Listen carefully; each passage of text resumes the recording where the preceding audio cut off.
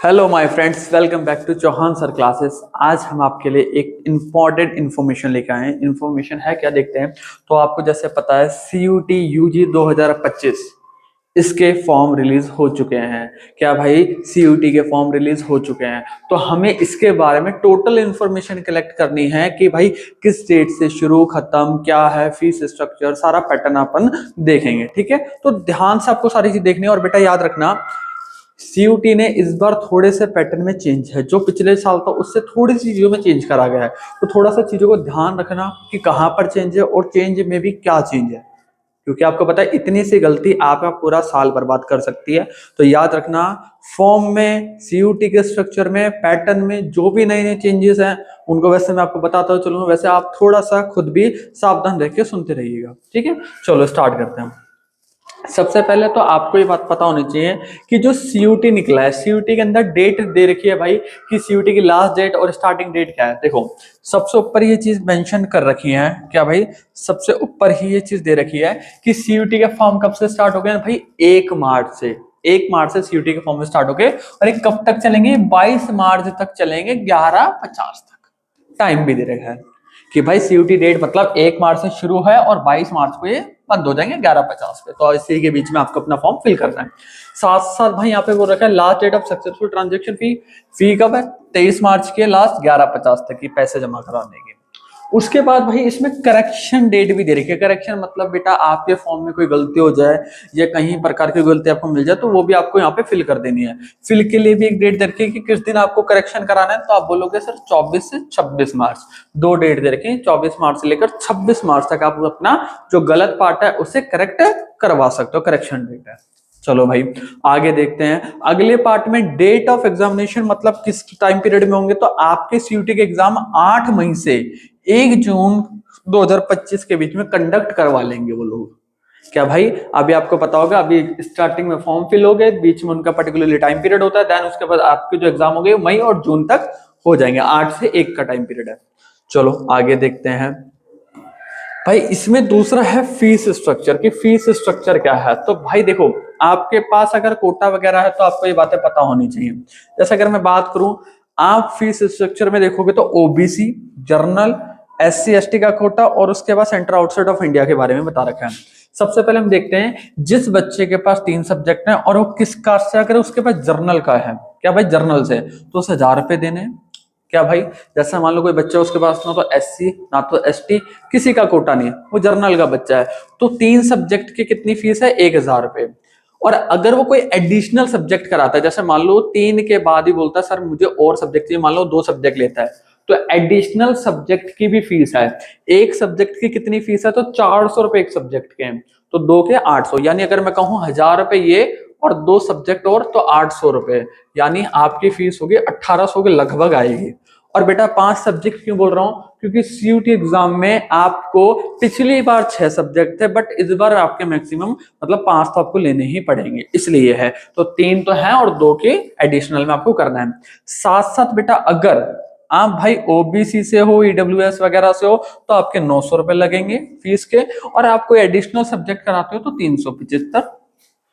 अगर आपके पास SC ST का कोटा है तो आपको 800 रुपए पे करने हैं, ना तो 900 करोगे ना तो 1000 करोगे, और एडिशनल सब्जेक्ट लेते हो तो 350। सेंटर्स आउटसाइड ऑफ इंडिया हो तो 4500 पे करने हैं आपको, और अगर आप एडिशनल कोई सब्जेक्ट कराते हो तो 1800 है उसके एक सब्जेक्ट के। याद रखना, ये इंपॉर्टेंट चीज है, क्योंकि बेटा हर साल बच्चे करवाते हैं तो उनको वहां पर पता नहीं चलता, तो आपको पता होना चाहिए। बात करी जाए भाई और क्या क्या नई चीज है, तो इसके अंदर और भी चीज है। आपको सबसे पहले पता होना चाहिए, रजिस्ट्रेशन होगा इस वेबसाइट से। ठीक है, CUT की ऑफिशियल वेबसाइट है जो NTA वेबसाइट पर है, आपको मिल जाएगी। आगे बात करते हैं टोटल सब्जेक्ट। भाई टोटल सब्जेक्ट इस बार CUT ने दे रखे हैं 37। कितने सब्जेक्ट हैं, 37 सब्जेक्ट हैं, जिसके अंदर में से बेटा 13 लैंग्वेज सब्जेक्ट है। टोटल 37 हैं, जिनमें से 13 सब्जेक्ट आपके लैंग्वेज वाले हैं और 23 आपके डोमेन सब्जेक्ट हैं। टोटल आपके 37 सब्जेक्ट हैं बच्चा, जिनमें से भी आपको डिवीजन करके बता रखा है कि 13 लैंग्वेज वाले होंगे, 23 आपके डोमेन होंगे और एक आपका जर्नल टेस्ट होगा। याद रखना, ठीक है, जर्नल टेस्ट होता है। मीडियम कि आप किस वे में आप अपना पेपर दोगे किस लैंग्वेज में दोगे, तो मीडियम की बात करें बेटा 13 मीडियम लिए गए लैंग्वेज के। तो इसके अंदर बेटा असम बंगाली, इंग्लिश है, गुजराती है, ठीक है, हिंदी, कन्नड़ वगैरह सारी लैंग्वेज ले रखे। आपको हर अपनी लैंग्वेज में कंफर्टेबली मिल जाएगा, सारी लैंग्वेज ढूंढ के डालते हैं इसमें। सिलेबस की बात करी जाए थोड़ा बहुत, तो सिलेबस में बात कर लेते हैं। देखो जो लैंग्वेज सब्जेक्ट है उसमें आपको पता है सिंपली जो चीज पहले आती थी उससे रिलेट करती हुई चीजें आ रही है, कुछ ज्यादा अलग नहीं है। वो आपको एकदम अलग वीडियो में दिखा भी दूंगा कि क्या क्या सब्जेक्ट के क्या क्या सिलेबस है। डोमेन सब्जेक्ट में तो एनसीईआरटी सिलेबस ही आएगा। जैसे डोमेन सब्जेक्ट में आपको एडिशनल सब्जेक्ट ले लेते हो तो उसमें घबराने की जरूरत नहीं है, कोई ऐसा पहाड़ वाला चीज नहीं आने वाली। आपके डोमेन सब्जेक्ट में जो एनसीईआरटी का सिलेबस है वही सेम दे रखा है। एक चीज और बताऊंगा आज मैं एडिशनल आपको, जो जर्नल टेस्ट होता है उस जर्नल टेस्ट के अंदर कुछ नहीं बेटा, जीके आती है, करंट अफेयर आते हैं, जनरल मेंटल एबिलिटी आती है, न्यूमेरिकल एबिलिटी आती है, ये सब में कॉमन है। पिछली बार भी था ये, इस बार भी है, ये तो पढ़ना ही पड़ेगा आपको। बाकी बात करें तो भाई यहाँ पर एक चीज और है, ध्यान से सुनना। पिछली बार क्या था भाई, 6 सब्जेक्ट थे, बट इस बार कितने बोलते हैं 5, कि maximum of 5 subjects including the language. And सबसे बड़ी चीज यहाँ पर एक और है कि पिछली बार है ना, आपने नोटिस करा होगा सीबीएसई ने कुछ चैप्टर काट रखे थे। क्या भाई, सीबीएसई ने कुछ चैप्टर काट रखे थे, लेकिन सीयूटी एग्जाम में वो चैप्टर भी आए हुए थे। अब वहां पर बच्चों को दिक्कत हुई, उनने 11th 12th में वो पढ़े नहीं थे और सीयूटी के एग्जाम में दे दिए। लेकिन इस बार ये बात बोल रखी है, साफ साफ क्लियरली बात बोल रखी है कि बेटा जो आपका सीयूटी का सिलेबस होगा वो as it is 11th 12th का ही सिलेबस होगा। मतलब जो आपका 11th 12th का सिलेबस है उसी में से ही सीयूटी का पेपर बनेगा, ना तो कुछ ऐड होगा ना तो उसमें कुछ कटेगा। 11th 12th का याद रखना, उसमें बहुत सारे टॉपिक आपके जुड़े और हटे भी हैं, तो उसको आप ध्यान रखना थोड़ा सा। मार्किंग स्कीम की बात करें तो बेटा अगर आप सही आंसर लिखते हो तो आपको 5 नंबर मिलते हैं, एक क्वेश्चन पे सही आंसर 5, और अगर आप गलत आंसर लिखते हो तो नेगेटिव मार्किंग भी है। भाई कितनी है नेगेटिव मार्किंग, 1 नंबर की नेगेटिव मार्किंग है, ठीक है।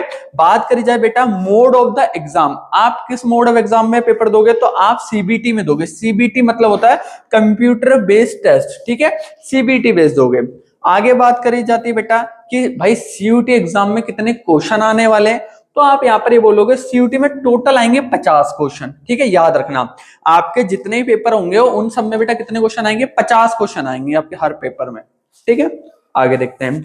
एंड ड्यूरेशन की कितनी देर तक आपको करना पड़ेगा, तो भाई 60 मिनट मिलेंगे। कितने मिनट मिलेंगे, 60 मिनट एक पेपर के लिए। चलो भाई शिफ्ट की वो बेटा आपको बाद में पता चलती है क्योंकि कंफर्म नहीं होती, फ्लैक्चुएट होती रहती है।